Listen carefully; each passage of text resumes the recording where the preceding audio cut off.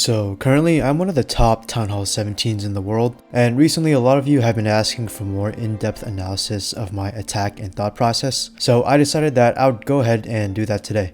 I'm going to share some friendly challenges that I did and try to go over the planning and every single detail of the attacks. So first up, I'm going to show you a pretty modern double rage base. So when you're selecting your fireball target, the rule of thumb is to ask yourself, which area of the base would be the most spell intensive to get through? And the usual target is to look for something around the clan castle, because the clan castle is of course guaranteed to take up your poison spell. And I'm also looking for the monolith, the revenge tower, the seasonal defense, the fire spitters, and in this case any rage compartments. So in this base, I see that the clan castle and the lava launcher are pretty close to a rage compartment, and so I see that if I fireball one of the fire spitters, I'm able to take out a fire spitter, clan castle, and the lava launcher, as well as any defenses around it. And now, trying to determine the warden's point of entry, I try to determine which entry would require the least amount of invisibility spells to set up for the fireball. And usually this means going through a rage section head on, because if you were to go in between each rage section to set up the fireball, not only would you have to set up the invisibility spells in the rage compartment that you're aiming for, but you'd also have to invis the other rage compartment as well, which is just too many spells to handle. So now that I'm determining that I'm going to be heading into a rage compartment head on, I also have to tell myself that I have to be ready to invest as many spells as I need to in order to keep the warden alive. And I see that once my warden takes care of the 6 o'clock area, it provides somewhat of a funnel for my heroes to get towards the town hall compartment. So I'm probably going to start the hero dive maybe like where the mortar is. But I do also have to have a cut off for the funnel so that my heroes just don't walk all the way around. So I tell myself that at some point I'm probably going to have to take out that multi-gear cannon and a storage or two at the top to help cut off the funnel. So now I'm trying to set up my flame flinger, and the rule of thumb is to get at least 2 major defenses with your flame flinger. And I realize that if I take out this wizard tower with some balloons and maybe that builder hut as well, I could just set up a flame flinger to take out the archer tower and the wizard tower, and maybe the super minions could take out the queen and the revenge tower depending on what happens. So I opt to go for that flame flinger. So I set up the warden at the 8 o'clock position, not directly on the 9 o'clock position, because I want to bias him towards into the rage tower section, and I don't want to get him caught up on so many trash buildings. So I tried to take out the wizard tower and the builder hut down here. Luckily I pull a tornado trap. And then I'm just going to also drop a hog rider just to test for any Teslas or skeleton traps nearby. And I'm fine to set up a flame flinger down there. And you may see that the way I placed my furnaces, one of them was really on the outside of the base to guarantee that the fire mites would take out those outside buildings. And I tried to place this other furnace inside to hopefully drip feed fire mites into the Duke to distract him long enough for the warden to snipe him down. And while the warden's in a somewhat safe spot for a while, I try to look for trash buildings to clear out with minions and archers, especially high HP buildings like the hero hall. So my plan with the furnace drip feeding fire mites into the Duke is working, but unfortunately the warden is now in range of the ricochet cannon and the expo, which he cannot survive. So I decided to drop a totem to distract the ricochet cannon, the expo, and the Duke, so I can drop a headhunter to safely take out the Duke as quickly as possible. However, because the warden was locked on the Duke, he didn't have time to take out the ricochet cannon, so I am forced to freeze that. But then I saw that the rage tower popped, and I know that the warden's going to walk into a bunch of rage defenses any moment, so I don't want to risk anything, and I just decide to drop the rage. And I have the invisibility spell on ready just in case things ever get a bit too sketchy. And now this moment I saw that the lava launcher launched, as well as the warden walking into a few traps, and I don't want to risk any unlucky timing, so I decided to just launch the fireball now. And yep, hit everything that I can. Warden's going to be in a somewhat safe spot for now, and the flame flinger is doing an alright job. And I see that it's already hit the 140 mark, so I decide to drop the hero dive now. And I saw that my flame flinger was just about to get targeted by the revenge tower, so I pop it just so that the revenge tower doesn't take down my super minions right away. And now heading back up to the hero dive, I remembered about the funnel I had to set. So I first placed an ice golem to tank for the rocket loons and the baby dragon that I set up to take out the multi-gear and that storage up there. And I saw that the multi-gear and the expo were distracted on other things, so I decided to take this time to drop a wall breaker. And then I drop another wall breaker to hopefully get the heroes into the town hall compartment, but then I saw the warden was heading up to the hero dive, so I decided to recall him, and I noticed that the super minions had done a good amount of damage to the revenge tower, so I decided that the warden's just gonna finish it off. King unfortunately got distracted by the king, and the queen was getting targeted by the monolith, so I decided to just pop both hero abilities. I tried dropping an invis to save the giant, but unfortunately I missed. Going back to the Warden, even though the revenge tower is low, I was kind of unsure if he could take it out by himself. So I set up the minion prince to prepare him to take out this section, drop some rocket loons to help the Warden take out the revenge tower. All goes well, and now it's just waiting for a good time to drop the dark orb. And while I'm waiting on that, just dropping some troops to help with cleanup, and I saw that the section is now raged. So yep, good time to drop the dark orb. Some defenses that could take out the queen. Expo's still targeting on the queen, but I'm just waiting for her to take down that air defense. And yeah, we're all good.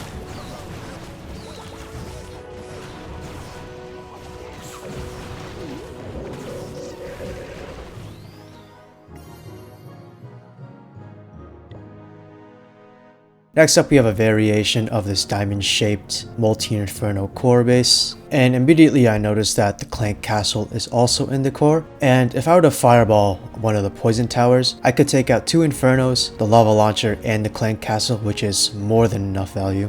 And to reach the poison tower, I'm going to come directly from the 9 o'clock position. It is a bit inconvenient given how I'm going to have to invis both the 10 o'clock and 8 o'clock compartments, but I just don't want to risk the long shot or heroes latching onto the Warden. And additionally, once the Warden clears the 9 o'clock area, it's going to set up a pretty nice funnel at the 10 o'clock area for my heroes to walk into the town hall and take it down. You might note that if I come from the bottom, I could potentially set up a fireball directly onto the lava launcher, which does get me more value given how I can get another inferno tower with that fireball. However, I'd have to set up invisibility spells for both the 5 o'clock and 7 o'clock compartments, and not to mention I'd have to face the multi-gear, the revenge tower, and have both expos squeezing on me from both sides. There's just going to be too much damage and therefore too much spell investment in order to set up this fireball just to get another inferno tower. And not to mention, this doesn't even contribute to funneling the heroes into the town hall.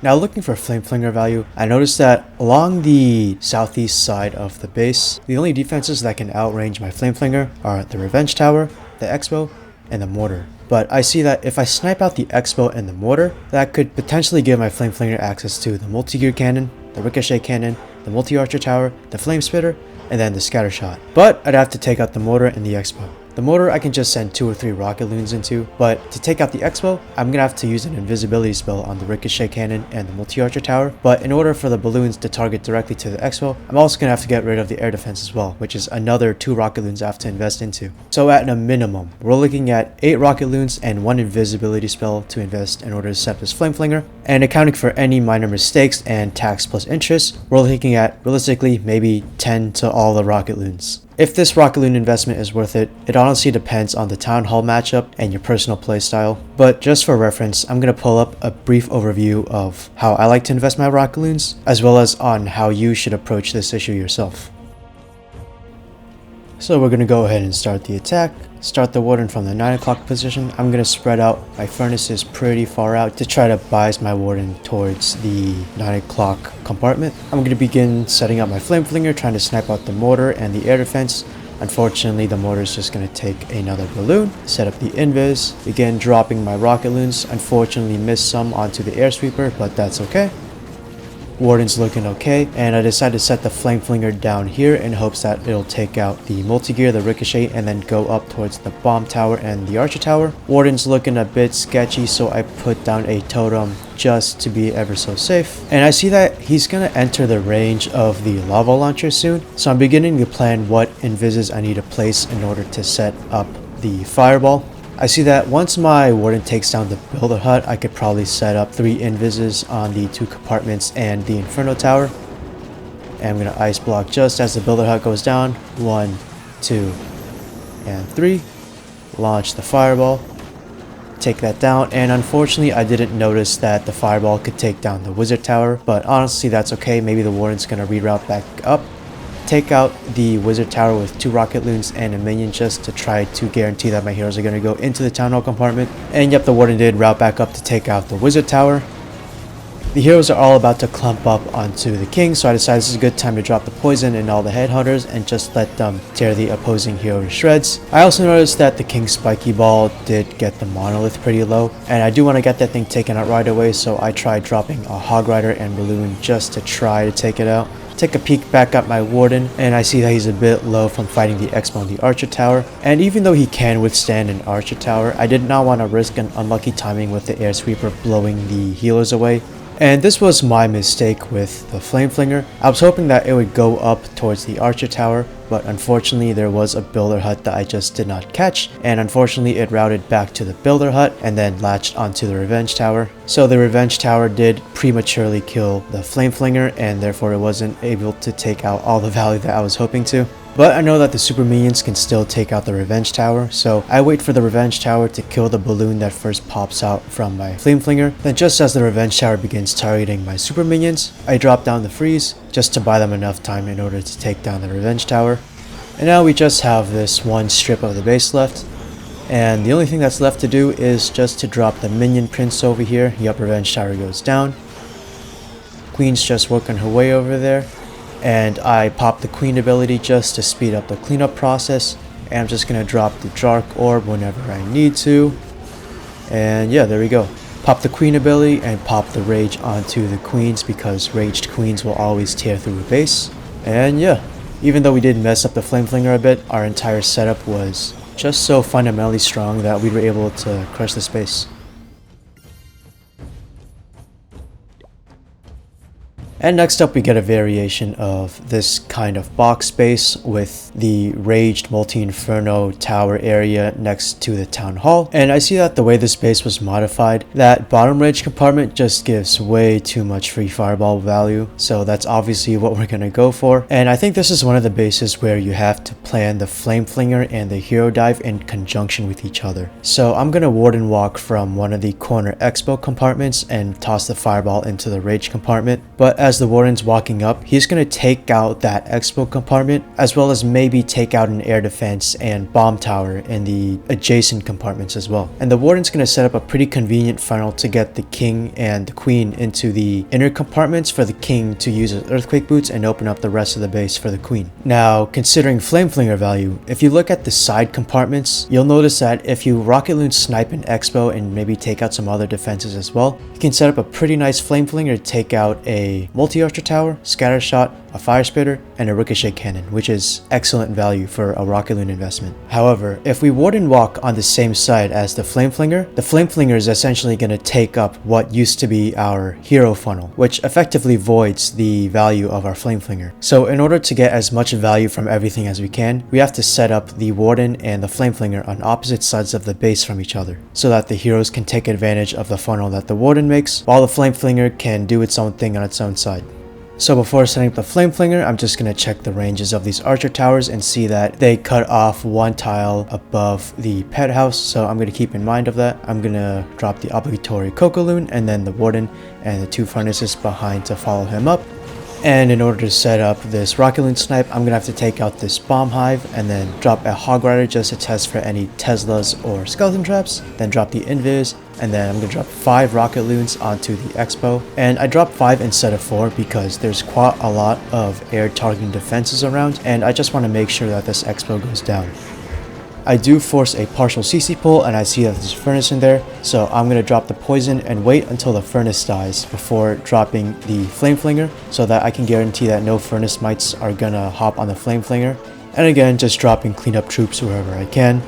And I know the space usually has Teslas at the bottom, so I drop a goblin just to try to find all of them, and yep, there's 4. And again, while the Warden's safe, just zoom out to try to see if I can find any quick cleanup. Also just check on the Flame Flinger in case there's like surprise skeletons or some. Warden steps into this monolith and wizard tower, so I take this time to set up the ice block and set up the invises to take out this rage tower. Absolutely incredible.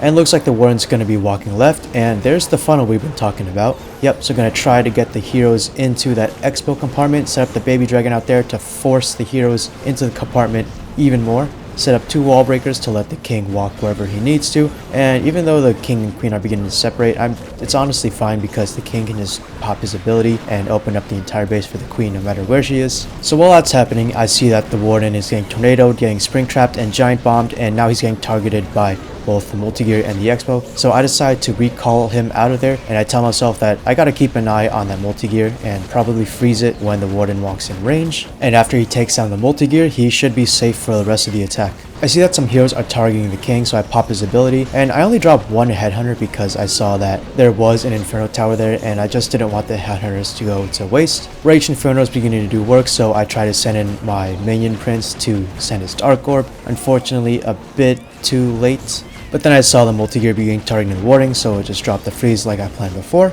But while I was freezing, the queen died, so I have the rage left for the minion prince, so I decided to just toss that on him. And I still have the totem left, so I decided to just toss it down to distract the flame spitter and the enemy minion prince. Unfortunately, the minion prince does go down, but we still have some rocket loons to snipe out that inferno, which I probably should have done earlier. Plus, we still have the flame flinger, and luckily the fire spitter is facing the other way. And all that's left to do is just to take out the fire spitter and the scatter shot, and then from here it's just cleanup. So I decided to showcase friendly challenges today because all of my ranked attacks ended up being like that one, what do you call it, the one double rage anti-thrower base with like the 3 multi-infernos in the middle for some reason. And the other ones were extremely burnt bases, which was not interesting, so I decided to do some friendly challenges in this FC clan just to, you know, show something a bit more interesting, I guess. Bit of a more analytical and slower video today. If you guys want to see anything more like this, feel free to let me know. If not, I guess the YouTube stats will speak for it.